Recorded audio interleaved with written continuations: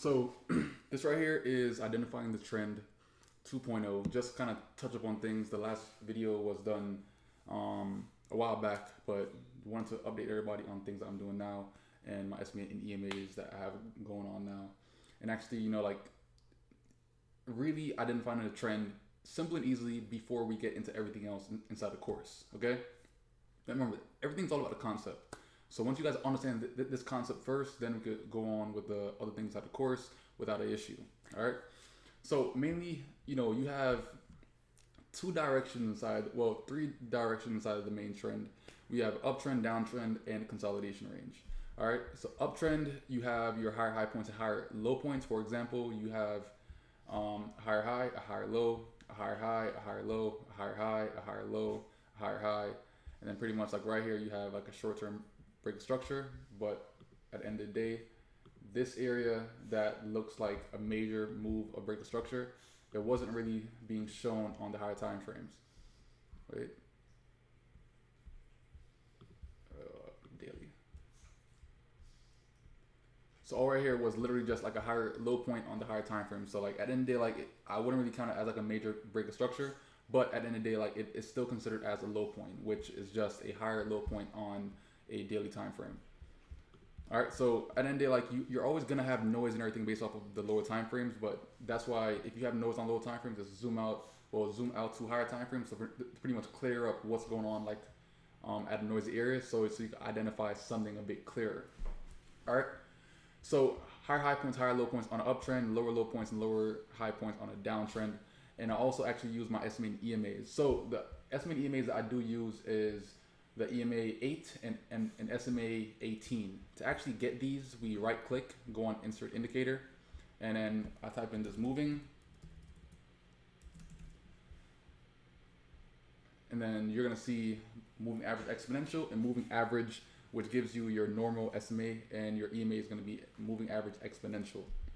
So once those are actually put on, you insert these lengths or periods, 8 for EMA and 18 for SMA.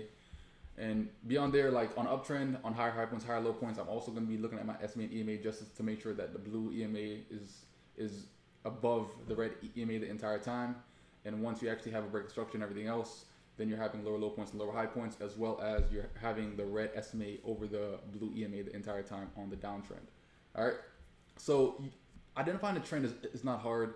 It's literally common sense. If a trend is going down, you're on a downtrend. If a trend is going up, you're on an uptrend. And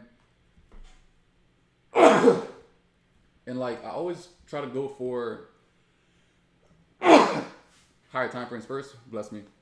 I always try to go for higher time frames first because it kind of helps you clear up all the noise and everything that you might encounter on lower time frames. So if you have a noisy chart, go on a higher time frame just so you can see your overall trend a lot clearer. For example, this right here is the daily chart. You have your blue over the red, and you're in an overall uptrend. The market's making higher high, and like low points. So at the end of the day, like it's still on an overall uptrend. But on a bigger scale, such as the monthly chart and the weekly chart, you're in on just a consolidation range throughout this entire area. So a lot of this has to do with time frame correlation. You guys would actually understand all this a bit more throughout the entire course, but also just understand the concept that you're actually getting on every single piece of video, and then at the end of the day, like you're gonna pretty much combine everything to actually give you confluence trading. All right, so every single period does have its own time frame that it looks best on. For example, on UJ, I like to go on H4. I see my higher high points and higher low points a lot clearer, as well as I like to actually identify my SMA and EMAs on this time frame also, and on the daily time frame. So red over blue, overall downtrend, as well as lower low points and lower high points, and on uptrend, higher high points and higher low points, as well as the blue over the red SMA. All right. So this right here is just a quick updated version of my previous video, which was identifying the trend 1.0. This right here is going to be 2.0, as well as the updated SMA and EMAs. So hopefully you guys gain some quick knowledge on that. And yeah, I'll see you guys on the other videos. Peace out.